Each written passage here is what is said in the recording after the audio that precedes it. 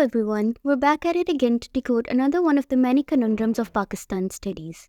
This time we're taking a look at the source-based questions of history. There are two types of source-based questions. Let's call them Source A and Source B questions. The Source A question is worth 3 marks and is the easiest question in the entire paper. We'll be presented with an excerpt from a newspaper article, biography, account, poster, etc. and asks a question about the information. What we have to do is extract 3 pieces of information from that block of text that are relevant to the question asked and write them down. Take a look at this. Pause the video and read it carefully. The question asked here was, according to Source A, the Treaty of Sevres had consequences for the Ottoman Empire. Identify 3 of these consequences. I'm sure you must have come across a few consequences when reading the source the first time. Now that you have read the question too, go back and read the source again, underlining all possible consequences of the Treaty of Sevres. After you're done figuring out the consequences, just write them down. You can either copy-paste the information or paraphrase it. Both work fine. Each correctly identified consequence is worth 1 mark. Here are some of the valid consequences listed in the marking scheme. Land from Ottoman Empire was divided between the Allies, creating hardship and refugee issues throughout the region. Restrictions limiting the size and scope of the Turkish military forces were also imposed. These terms provoked feelings of resentment, fueled Turkish nationalism for decades. Sounds easy enough, right? Now, moving on to the Source B question, the slightly complicated counterpart.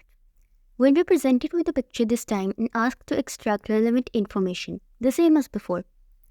The answer to this question comprises 3 elements: surface features, inferences, and contextual knowledge. Surface features refer to everything that can be seen in the picture. Inferences mean to make something out of the surface features. And contextual knowledge is the course content you've studied. How do we come up with the answer? Let's break it down. I want you to observe this source thoroughly and feel free to pause the video to do so. Don't forget to read the description given at the end. The question is, what can we learn from Source B about the death of Tipu Sultan? Let's focus on the surface features first. What do we see? The soldiers are surrounding Tipu Sultan. The soldiers look surprised. They're all standing next to a brick wall. There seems to be an Indian man who is not a soldier clasping his hands, etc. Now, let's move to the inferences. What do the surface features tell us? It was a serious incident. Tipu Sultan was a significant figure. His body was shown respect. He was respected by the British and Indians alike. Now, let's support this inference with contextual knowledge that we've studied about. Tipu Sultan was killed during the attack on Seringapatam Fort. He was a brave leader who was known as the Tiger of Mysore. After his death, Mysore was easily captured by the British. Now, let's connect all 3 of these elements and compose our answer. Source B depicts the corpse of Tipu Sultan resting on the knee of a British soldier, with other soldiers surrounding him. This tells us that Tipu Sultan was a well-respected and important figure, which is true as he was the leader of the state of Mysore and was also called the Tiger of Mysore. Repeat the process to identify another surface feature. Produce an inference which is supported by contextual knowledge, and you're done. Here's how we went about the second part of the answer.